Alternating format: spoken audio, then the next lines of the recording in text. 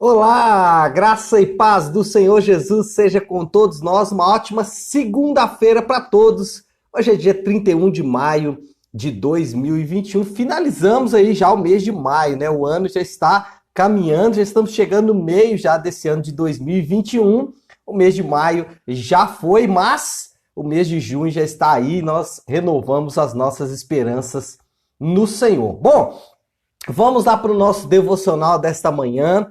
Seguindo aí a nossa maratona de leitura bíblica, nós estamos falando da constituição do reino, né? Então a maratona dessa vez tem motivo, né? Nós estamos falando de como foi constituído o reino, a nação de Israel como reino, como monarquia, e ao mesmo tempo estamos lendo também o livro de Salmos. Então essa semana vamos caminhar aí em 1 Reis, aliás, essa semana toda em 1 Reis, né? Hoje, 1 Reis 6 e 7, e também o Salmo de número 31. E o tema do nosso devocional de hoje é: viverei no meio dos israelitas. Não é, não é uma defesa dos judeus, né? Não é uma defesa semítica aqui dos semitas, não é, ainda que todo ser humano, né, mereça ser defendido como ser humano, independente da sua nação, mas a questão aqui é porque faz parte de um texto que nós vamos meditar nesta manhã, e o ponto exatamente é dizer que Deus ele vai cumprir as suas promessas e nós temos que confiar nessas promessas. Bom, vamos fazer aqui uma contextualização, vamos entender como está acontecendo todo o cenário. Vocês vão de se lembrar que Davi, já falecido, coloca no seu lugar seu filho Salomão. Os primeiros anos do rei Salomão foram muito difíceis, porque ele teve que organizar muita coisa na nação, ainda que Davi tenha deixado muita coisa bem feita, ainda que Davi tenha deixado muita coisa bem construída, Salomão precisou ajeitar alguns detalhes no reino que gastou ali alguns anos, até que as coisas de fato se ajustaram e ele pôde então dar sequência, especialmente num sonho do seu pai, que é a construção do templo. E aí nós vamos ver aqui que Salomão, ele conseguiu regimentar um verdadeiro exército de trabalhadores que estavam envolvidos nos mínimos detalhes da construção do templo. Eu acho interessante porque tem um texto aqui que fala que Salomão, ele fez um processo de construção, e aí tem gente que acha que os homens do passado, eles não tinham tecnologia, né? É um erro. Salomão usou uma tecnologia tão grande para a construção do templo que ele não fez buraco nas paredes. Não se ouvia barulho de martelo ou talhadeira na construção do templo. É ou não é um negócio absurdo? É um negócio absurdo. Em meio a tudo isso, construção do templo, engenheiros, pedreiros, arquitetos, todo mundo envolvido ali naquela grande construção, Deus vem dar uma palavra.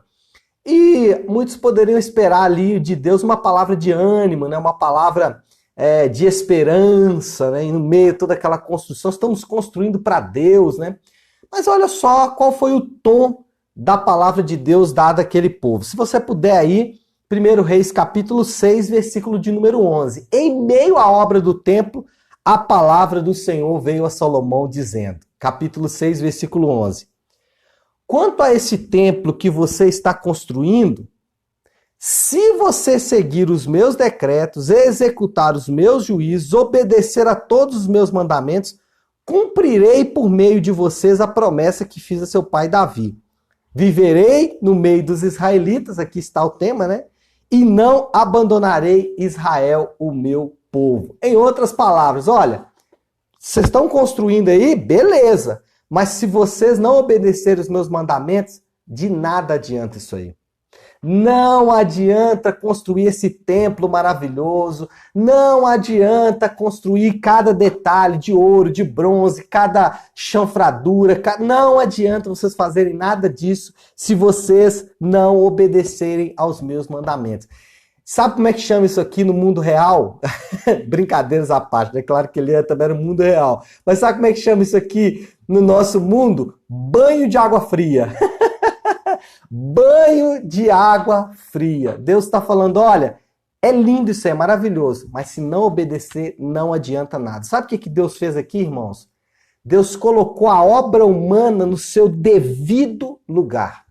Deus colocou os nossos esforços no seu devido lugar. A obra humana, ela não tem valor se ela violar os mandamentos de Deus. Vou repetir. A obra humana não tem valor se ela violar os mandamentos de Deus. Não adianta. Não pense você, né? A sua semana está começando, o seu mês, né? Começa amanhã um novo mês. E aí você é incentivado pela cultura, eu sou incentivado pela cultura a nós sairmos, fazermos muita coisa, conquistarmos muita coisa, viver desejos, viver sonhos. Somos alimentados por uma cultura que nos ensina, que nos molda e que nos incentiva a conquistar cada vez mais, a fazer cada vez mais. Mas só que quando nós estamos no meio desse processo de que nós precisamos fazer, a locomotiva está andando, o avião está voando, ai! Aí você ouve a voz de Deus. Não adianta nada você conquistar o mundo inteiro e perder a sua alma. Não adianta nada você conquistar o mundo inteiro e perder a sua alma. Foi isso que Deus falou para Salomão. Salomão, é lindo as suas obras, mas se você violar os meus mandamentos, você vai perder a sua alma. Então, você e eu, nós somos incentivados e nós devemos, de fato, ter um coração e um desejo de construir. Ter um coração, um desejo, sonhar. Sonhar, sonho é muito bom, sonho é terapêutico, sonho é curativo, né? Sonhos nos fazem projetar, nos fazem viver, mostra que estamos pulsando. Sonhar é maravilhoso, sonhar em ter uma boa saúde, em ter uma boa família, sonhar em conquistar coisas, comprar uma grande casa, uma boa casa, carros, tudo isso é muito bom. Mas não adianta você conquistar todas essas coisas e perder a sua alma. É isso que Deus falou para Salomão. O mais importante é a sua alma. Ontem eu ouvi uma frase, e essa frase ela não é bíblica, mas deveria ser. Ela diz o seguinte: a única coisa que você vai levar desse mundo são pessoas. A única coisa que você vai levar desse mundo são pessoas. Isso é maravilhoso. Por quê? Porque isso mostra a natureza invertida do reino de Deus. A natureza invertida do reino de Deus é para mostrar que tudo que nós buscamos, as obras que construímos com as nossas próprias mãos, ainda que elas tenham valor, elas perdem todo o seu valor quando elas violam os mandamentos de Deus. Então, preste atenção no que eu vou dizer. Prazer sexual às custas dos mandamentos de Deus não vale a pena. Casamento às custas do mandamento de Deus, somente para atrair a sua felicidade, não vale a pena. Ganhos escusos, ganhos através do desespero das pessoas, do fracasso de outras pessoas, ganho que não tem como objetivo generosidade, não vale a pena. Querer uma igreja grande, cheia de pessoas, se você perder a sua vida, se você perder a sua alma, não vale a pena. Nada que você construir às custas da violação dos mandamentos de Deus não vale a pena. Só vai te levar para o buraco e, no final, para o buraco maior, que é para o inferno. Então, pare hoje de violar os mandamentos de Deus. Pare agora de violar os mandamentos de Deus. Porque não adianta você fazer tudo se você não obedece aos mandamentos de Deus. Pastor, onde estão os mandamentos de Deus? Bom, de forma geral estão na palavra, né? Mas, de forma mais específica, está no Sermão da Montanha de Jesus. Mas de forma mais específica está nos 10 mandamentos. Comece por aí. Comece por esses. Já nesses você vai ter boas coisas para você poder meditar. Segundo lugar, a promessa de Deus não depende da obra humana. A promessa de Deus não depende da obra humana. Preste atenção no que eu vou dizer agora. Se você está em Cristo, você não precisa viver ansioso. Anote isso aí. Anote para começar bem a sua semana. Se você está em Cristo, você não precisa andar ansioso. Quem está em Cristo? Quem entra na presença de Cristo? Você entra na presença de Cristo através da fé, confiando em quem Jesus é, confiando na sua morte e ressurreição, não é confiando, né, essa fé cega que muitas pessoas ensinam. Não, é confiando em quem Jesus é, confiando que ele é suficiente. E pelo arrependimento, pelo abandono das suas práticas pecaminosas. Então você entra na presença de Cristo. Quem está em Cristo não precisa viver ansioso. Quem vive em Cristo não precisa temer o futuro. Deus fala isso aqui com Salomão. Ele fala, olha, Salomão, eu viverei no meio dos israelitas. Por quê? Porque Deus tinha uma aliança com Davi.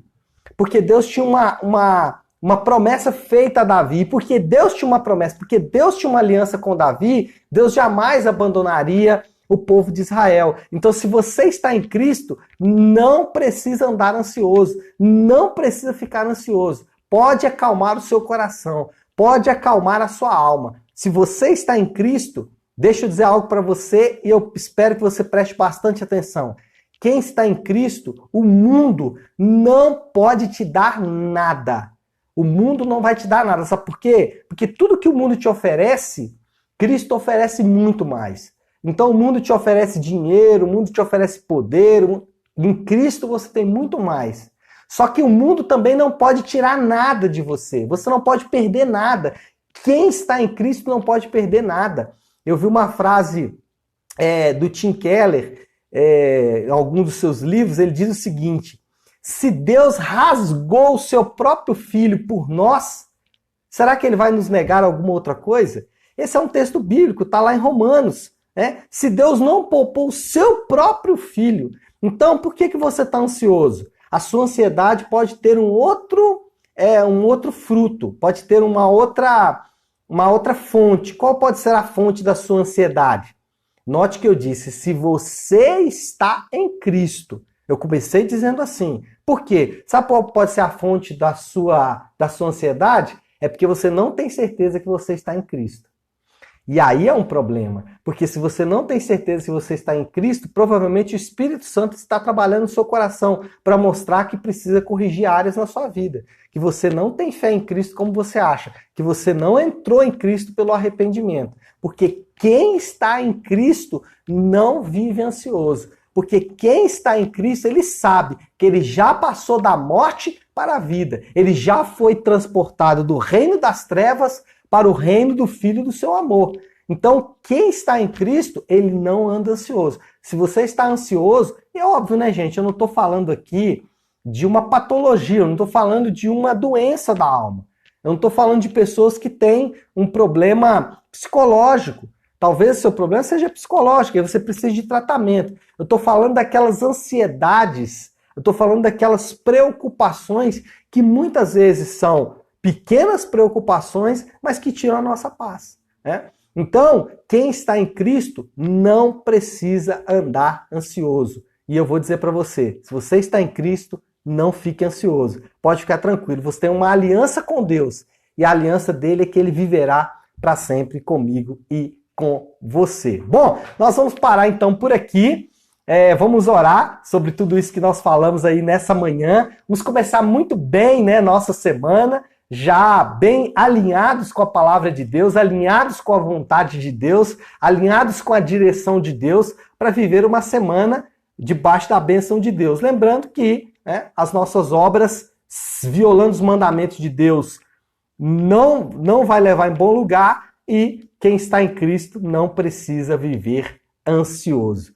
Vamos orar? Se você puder agora, então, pare tudo o que você está fazendo, e eu quero orar como eu tenho feito aí já algumas semanas. Eu quero orar a oração que o Senhor nos ensinou. Eu quero orar o Pai Nosso. Então, se você puder agora, para o que você está fazendo e vamos juntos aqui orar a oração do Pai Nosso. Pai nosso que estás nos céus, santificado seja o teu nome. Venha o teu reino e seja feita a tua vontade, assim na terra como no céu. Dá-nos hoje o nosso pão de cada dia e perdoa as nossas dívidas, assim como perdoamos aos nossos devedores. Não nos deixes cair em tentação, mas livra-nos do mal, pois teu é o reino, o poder e a glória para sempre. Amém. Senhor, muito obrigado, Pai, por esta palavra tão preciosa. Muito obrigado porque nós podemos dizer, como o Senhor nos ensinou, que o Senhor é o nosso Pai. Nós podemos construir muitas coisas, nós podemos fazer muitas coisas, mas de fato, Senhor Deus, tudo isso perde a importância se violarmos os teus mandamentos. Por isso nos dá graça, Senhor Deus, de andar nos teus mandamentos, de andar no caminho da tua lei, de andar, Senhor Deus, de acordo com a tua vontade nessa terra. Pai, nós oramos nesse momento porque a tua palavra nos garante que se estamos em ti, se estamos em Cristo, Pai, não precisamos andar ansiosos. O nosso coração, ele é naturalmente preocupado, naturalmente ansioso, e eu peço ao Senhor que acalme o nosso coração nessa manhã. Senhor Deus, eu oro por aqueles que estão enfermos, em especial pelo Edinho, Senhor Deus, que está diagnosticado com Covid. Eu oro, Senhor Deus, por aqueles que perderam seus entes queridos, pessoas que eles amavam nesses dias.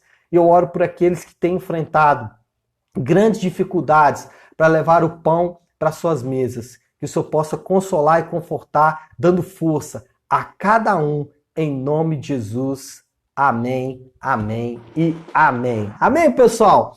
Bom, então é isso. Vamos lá, né, para uma segunda-feira, para uma semana abençoada. Amanhã, às 7h30 da manhã, estaremos de volta aqui. E hoje, às 8 horas da noite, nós vamos ter na Igreja Nave um momento especial para os homens. Nós vamos ter um workshop onde nós vamos falar dos desafios de viver o Evangelho na cultura secular. Vamos falar aí o quanto somos esmagados pela cultura e o quanto a cultura, às vezes, quer nos afastar do Evangelho de Cristo. Então, você que é homem, você que conhece algum homem que está precisando de ouvir uma palavra, hoje às 20 horas na nossa Igreja Nave, tá bom? Deus abençoe, ótima segunda-feira, ótima semana para todos nós.